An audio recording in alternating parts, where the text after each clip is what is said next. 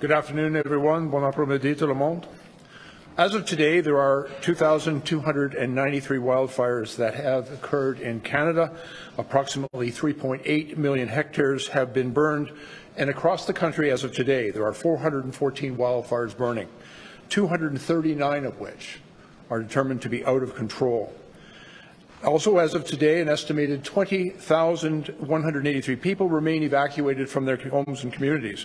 And while this is an overall reduction in parts of Alberta, Nova Scotia, and Quebec, where people have been able to return home, many are still displaced. And as fires continue to threaten their communities, we're working very closely with our provincial, territorial, and municipal partners and First Nations partners to ensure that we provide support to those who have been evacuated. We have also seen continued impacts to critical infrastructure in Quebec, such as roads and rural closures, telecommunication interruptions, and high-voltage power lines being threatened by the growing fires. I want to assure Canadians that all orders of government are working closely together, including with our Indigenous partners, to ensure a coordinated and effective response. It's all hands on deck, and it's around the clock. I also want to assure the Canadians that despite the challenging start to the wildfire season, there are strong plans in place. We work very closely with our provincial, territorial, and First Nation partners, and we have the capacity to respond.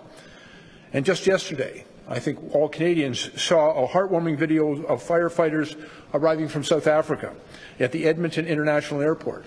They've come to this country to assist as coordinated by the Canadian Interagency Firefighter Centre, just as our Canadian firefighters have supported other countries with their response to their wildfires.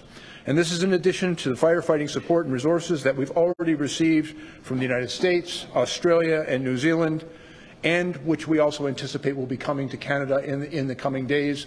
We understand 109 firefighters, for example, will be arriving from France tomorrow to assist in Quebec. To all the firefighters currently deployed across Canada, we say thank you for answering the call. In addition, NGOs, including the Canadian Red Cross and the United Way, have also stepped up across the country to provide support to evacuees and to those who have been impacted by the wildfires. I want to take the opportunity to sincerely thank all who have generously donated to our matching campaigns.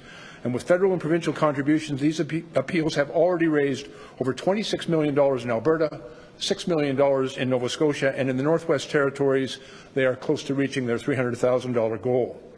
To the firefighters, first responders, search and rescue teams, and members of the Canadian Armed Forces who continue to move to danger to keep our communities safe, I want to say thank you for your incredible work.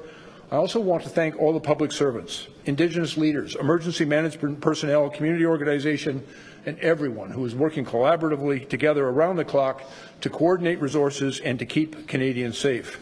Thank you very much, and I will now turn the mic over to Minister Anand. Good afternoon, bonjour. I want to extend, first and foremost, my deepest sympathies to everyone affected by the devastating wildfires across the country. Nous faisons tout en notre pouvoir pour apporter de l'aide à vos collectivités. Today, I'm going to provide an update on the support that the Canadian Armed Forces members are providing in 3 provinces, and I am thanking them for answering the call each and every time. I'll begin in Alberta, where approximately 130 Canadian Armed Forces members are currently deployed in Fox Creek and Fort Chipewyan. They are providing firefighting support, engineering support, and airlift capacity. On May 30th, they helped to evacuate more than 100 residents from Fort Chipewyan, which is only accessible by plane or boat during the summer. And on June 1st, 5 civilian fire trucks were transported to Fort Chipewyan by CC-130J Hercules aircraft to assist with wildfire response efforts.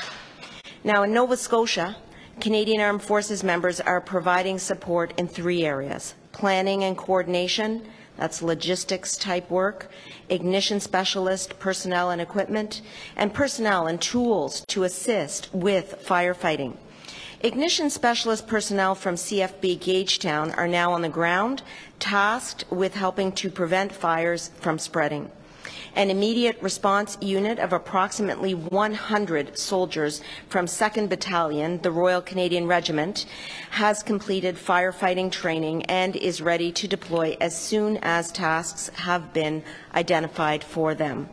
14-wing CFB Greenwood also provided a civilian company with accommodations, ramp space, fuel stock, and other logistics for their CL-415 water bombers and PC-12 observation aircraft. Au Québec, les membres des Forces armées canadiennes apporteront du soutien sous la forme suivante: personnel et des ressources pour exécuter des tâches principales de lutte contre les incendies, un appui à la planification et à la coordination du transport aérien aux fins de mobilité et de réalisation de tâches liées à la logistique. Environ 300 membres des Forces armées canadiennes participent à un déploiement à cette île.